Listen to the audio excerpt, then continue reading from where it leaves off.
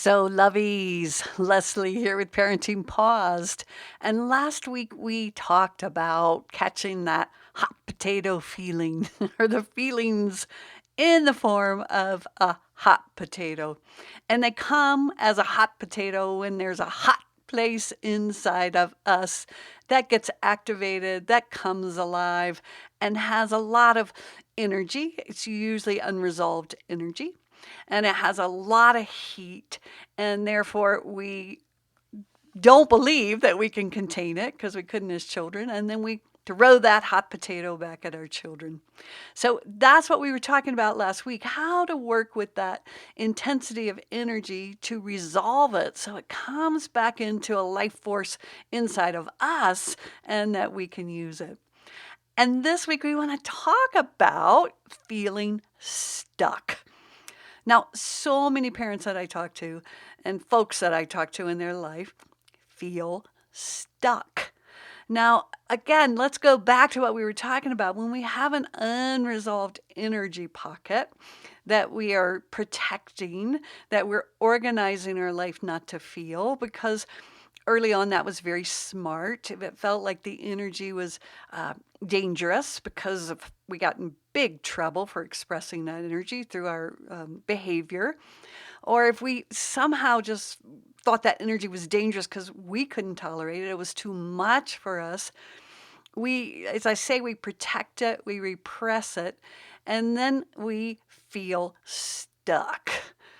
And usually when we feel stuck, that means it's an indicator that we are one-sided.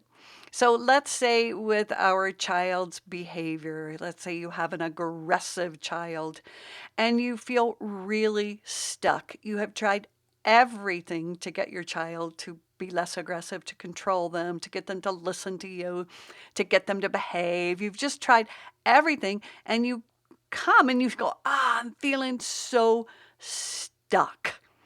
Well, usually that is because you are only seeing one side of that behavior, because most likely if you had acted out that behavior, if you had been aggressive and done what your child did, you might have gotten in big trouble. You might have been punished, you might have been consequenced, and now here you are consciously parenting and you're trying not to punish and you're not trying to consequence, and yet you don't know what to do with that energy because it is aggressive.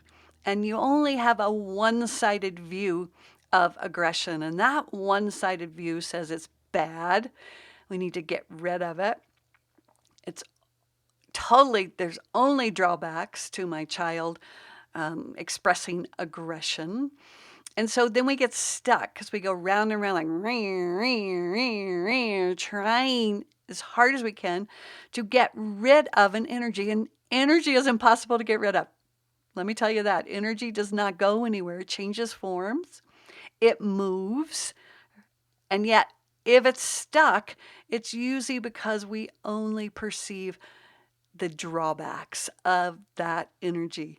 Now, we want to see it as energy versus behavior, because when we see aggressive behavior, of course, it often comes out in hitting and biting and calling names and bullying. There's all kinds of behaviors that are so disturbing to us. So, of course, we think, okay, we got to get rid of that symptom, because that's the symptom of the energy feeling inside that it needs a place to go, or it feels too much, or it's trying to release, it's trying to ground itself. Aggressive energy is often trying to ground itself in something outside so it can actually relax and feel itself. And yet, if we, again, perceive that because we're seeing it through behavior, we're doing everything we can to get rid of something that's not get riddable. I don't know if that's even a word, but that's what we're trying to do.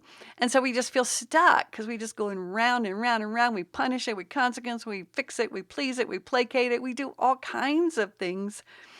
Rewarded. We're supposed to do anything. We just keep trying and we keep going to the next expert and the next expert. How do I get my kid to stop behaving aggressively? Okay, I'm going to give you the key here. So, this is the hardest one. It's to shift our perception to see the benefits of that energy. Like, what is that energy trying to get? What is it expressing? What is its desire?